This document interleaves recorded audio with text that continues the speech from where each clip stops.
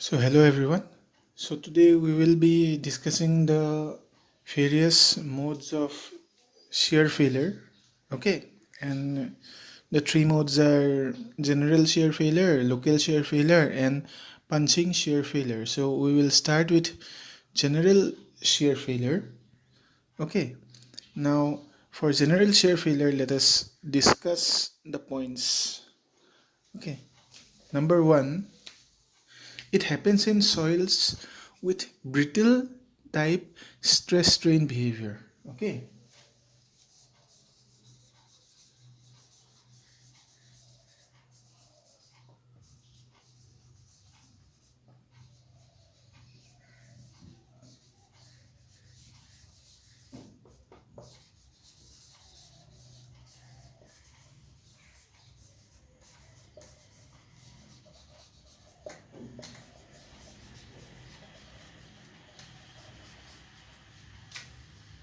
Okay. Now there can be examples like dense sand, okay, and over consolidated clay.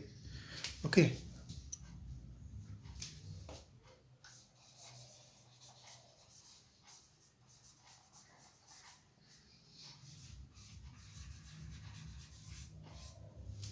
So this is the first point. Okay. Now let us go to the second one. You see here the failure surfaces are well defined.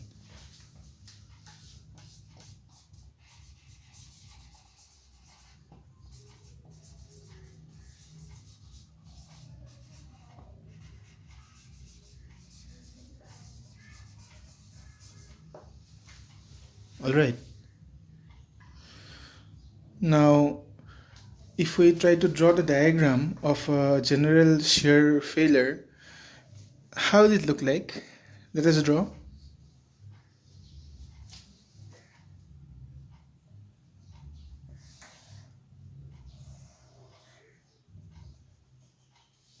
So here, if we take this as the ground surface, okay. So now the load will be falling here. Okay, the load will be falling here.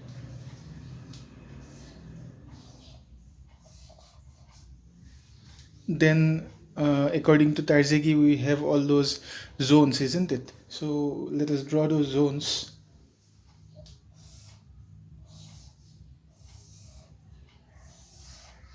Zone 1, Zone 2, we have got.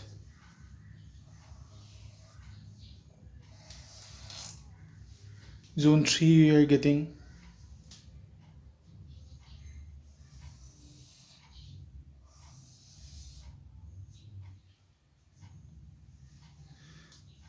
So this is the type of failure that happens, okay, when the situation is of general shear failure.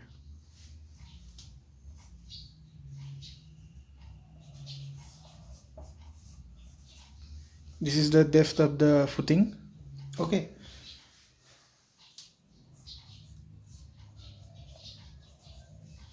Now we can see that failure is catastrophic and sudden. Okay.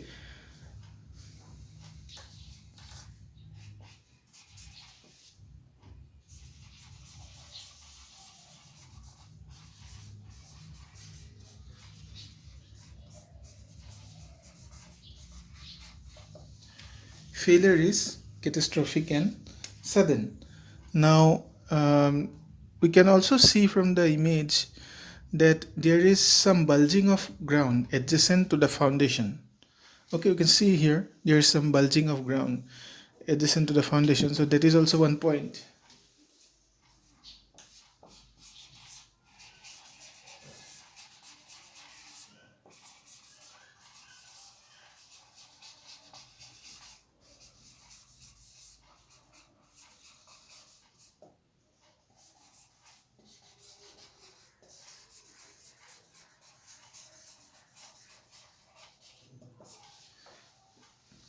Okay, and the last one but not the least, number 5, it will be,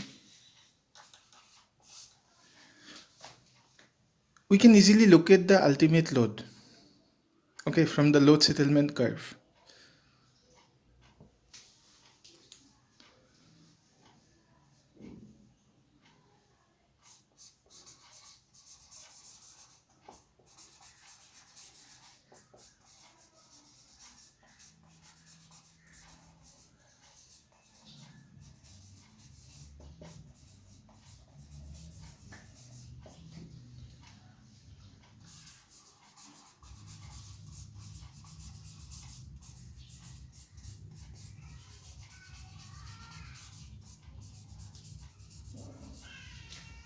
All right. So if we try to draw the load settlement curve, it will look like this.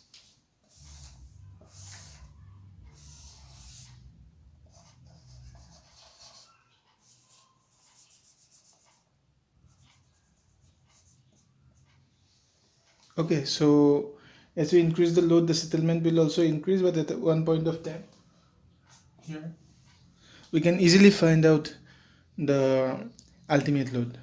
Okay, beyond that, what will happen? The load will not decrease.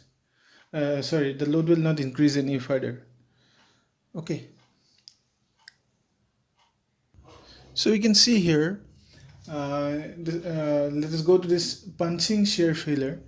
Here, the soil beyond the loaded area is very little affected. Okay, if this is the loaded area, the soil here or here or here, it will not be affected to a significant extent. Okay, it will be just it will be affected just a little bit. Okay, and the shear planes are also not properly defined. You can see that the shear planes in the previous general shear failure, we have seen that the shear planes were properly defined, but here the shear planes ends here only. There is no extension of the shear planes here or here. Okay, so now this type of failure happens in soils which are highly compressible. Okay, and having very plastic stress strain behavior. And the thing is that we cannot easily locate the ultimate load from the load settlement plot, and there is significant penetration of the foundation. Okay, now let us write the points one by one. So let us write down the first point. It happens in soils which are highly compressible, okay, having very plastic stress strain behavior.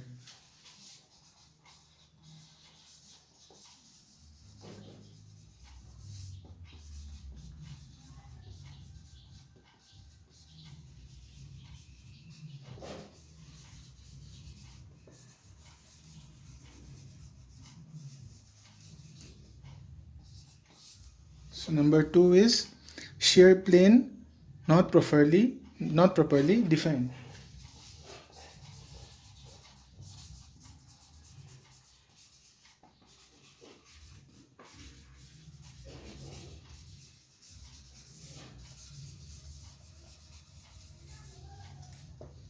Then number three, soil beyond the loaded area is very little affected.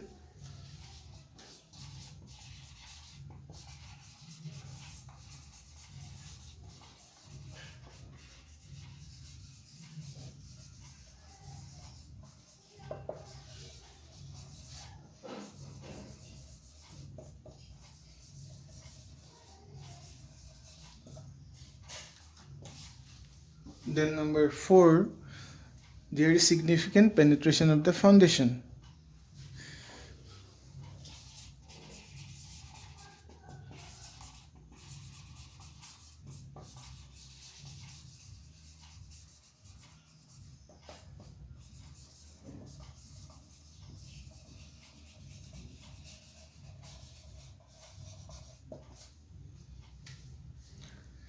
And the last one, ultimate load cannot be easily located.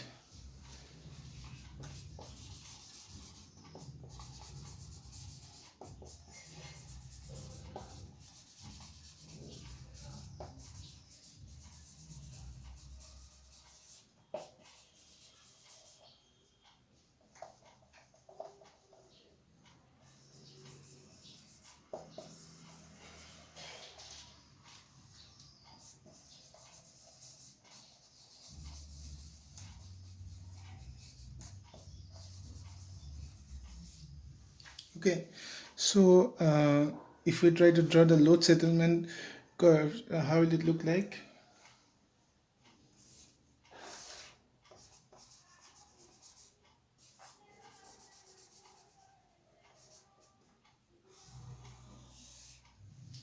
Like this. Okay, and the ultimate load will be somewhere here. So this was all about the punching shear failure. So now let us go to the third one, which is local shear failure. Now you see, in local shear failure, it is like a combination of general shear failure and punching shear failure. Now it has some characteristics of both general and punching shear failure. So we can write that down.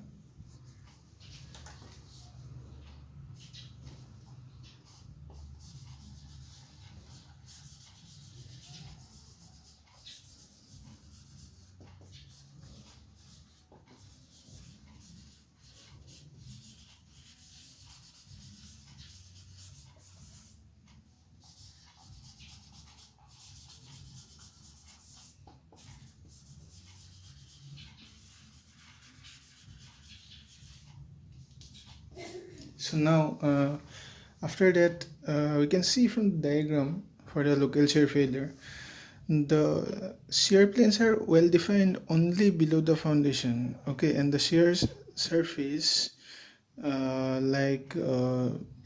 not that significant actually. Like after crossing the vicinity of the foundation, so we can write that down.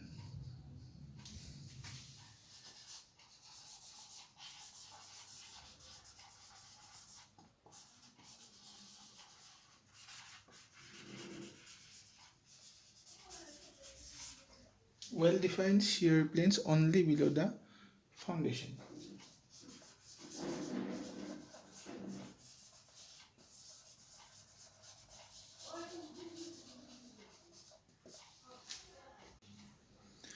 Okay, so after that, third point will be there is slight bulging of the ground surface near the foundation. That means this is the foundation, this is the ground surface near the foundation. So there is slight bulging here. Then significant compression of soil with the foundation. So here also there will be significant compression of the soil. Then load settlement curve does not indicate the ultimate load clearly.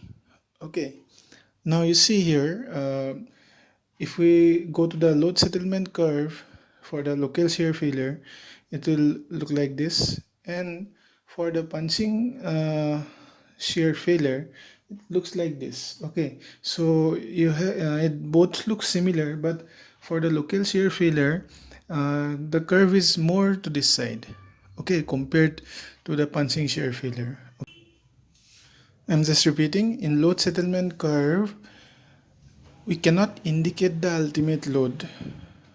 Okay, and in the cannot clearly indicate the ultimate load, and in the punching shear failure for the load settlement curve, it is said that the ultimate load cannot be easily located. Okay, so like in both the cases actually, local and punching shear failure, it's very difficult. Ultimately that is the conclusion. It is very difficult to find out the ultimate load from the load settlement curve of the local shear failure and punching shear failure. It is more clear in the case of general shear failure.